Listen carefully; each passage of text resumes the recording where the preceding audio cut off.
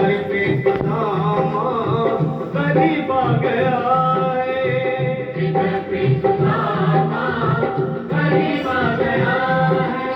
भाई बार बार मुझ पर दया करो भाई, बस तुम जाकर कन्हैया को ये बता दो कि उसका बाल सखा सुदामा मिलने आया है।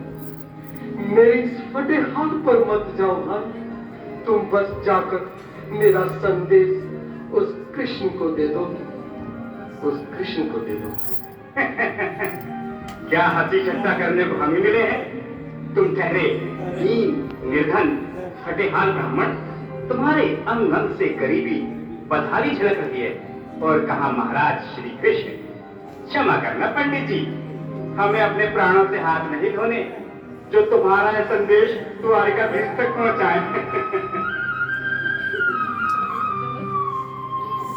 न सर पे है पगड़ी न तन पे है जामा, बता दो कन्हैया को नाम है सुदामा, बता दो कन्हैया को नाम है सुदामा, बता दो कन्हैया को नाम है सुदामा। न सर पे है पगड़ी न तन पे है जामा,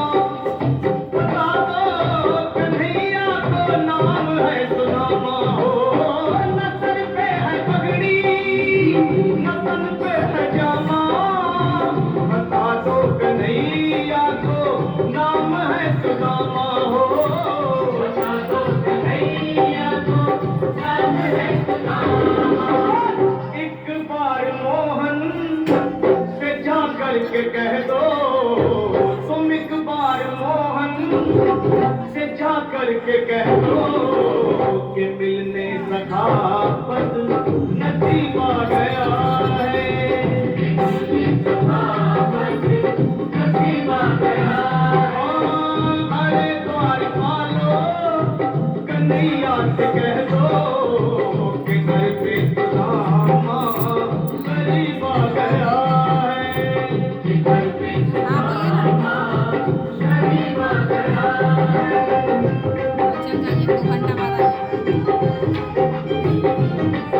चल जाइए 2 घंटा बाद आइए।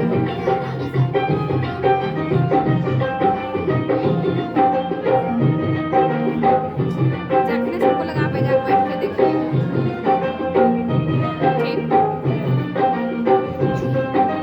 सुनो भाइयों, अब मेरी भी सुन लो।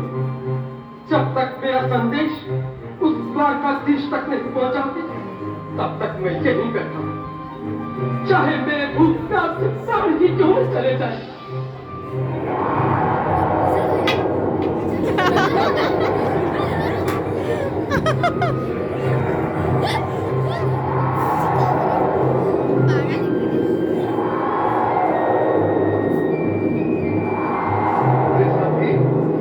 ये ब्राह्मण तो बहुत हठी है।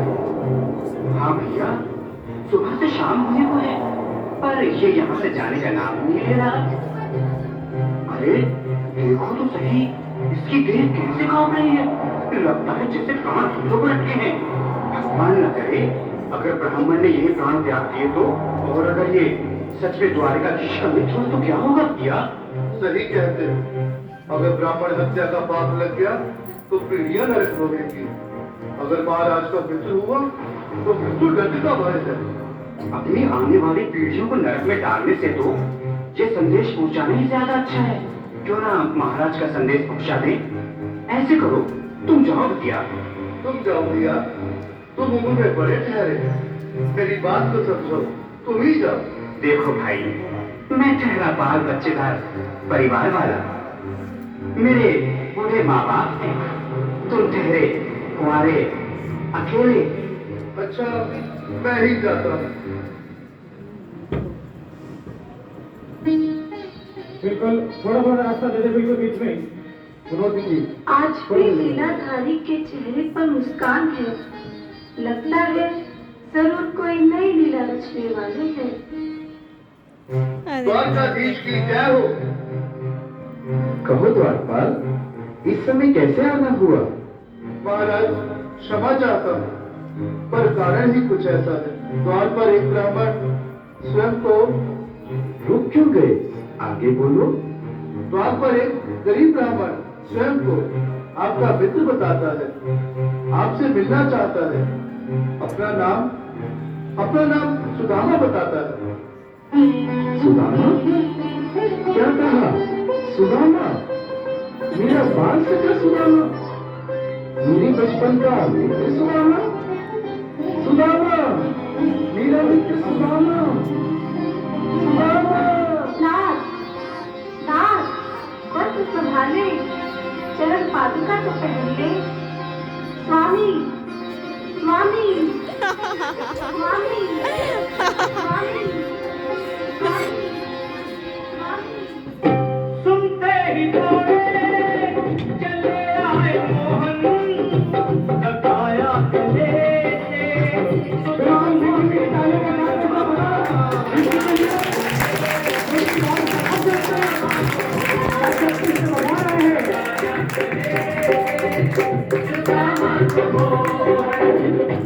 सुनते ही दौड़े चले आए मोहन, लगाया गले से सुदामा को मोहन।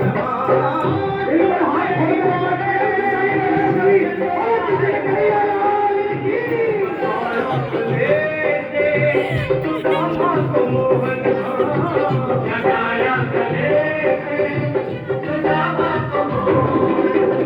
हुआ रुक्मणी को बहुत ही अचंभा, हुआ रुक्मणी को बहुत ही अचंभा। ये मेहमान कैसा अजीब आ गया है, ये मेहमान कैसा अजीब आ गया है।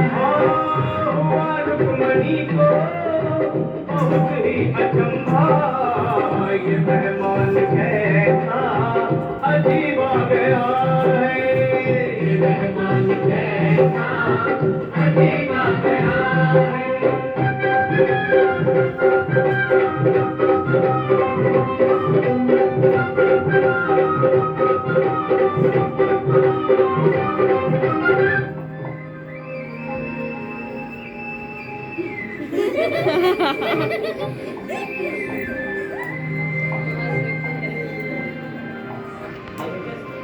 आओ सुदामा, आओ, चले आओ। इस महल को अपना ही समझो। मेरे पास सखा, शर्माना कैसा? चले आओ। रुक्मणी, रुक्मणी, मेरे मित्र के स्वागत की तैयारी करो। घबराओ मत।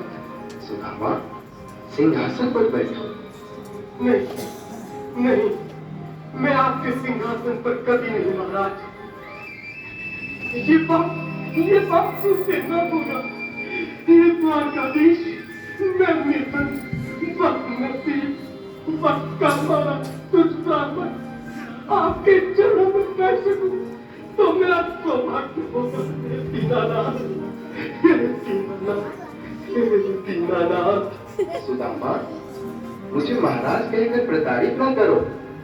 मैं संसार के लिए द्वारकाधीश हूँ, पर तुम्हारे लिए सिर्फ तुम्हारा बाल सखा। मुझे बचपन की तरह कृष्ण, कन्हैया या मोहन कहकर पुकारो।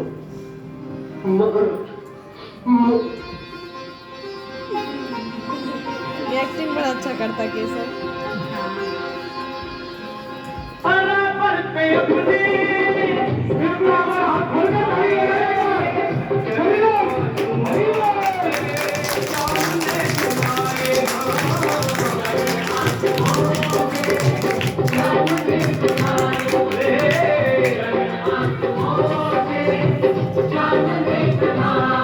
हंसी भी आता है।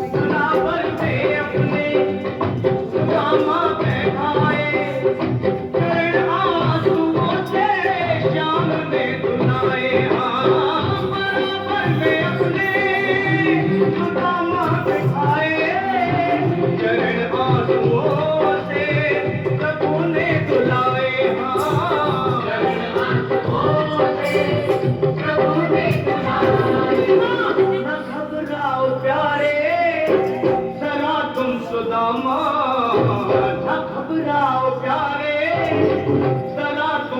सुदामा खुशी का समा तेरे करीब आ गया है खुशी का समा तेरे करीब आ गया है ना घबराओ प्यारे जरा तुम सुदामा ना घबराओ प्यारे जरा तुम सुदामा खुशी का समा तेरे करीब आ गया है खुशी का समा तेरे करीब आ गया है खुशी का समा तेरे करीब आ गया है खुशी का समा तेरे करीब आ गया है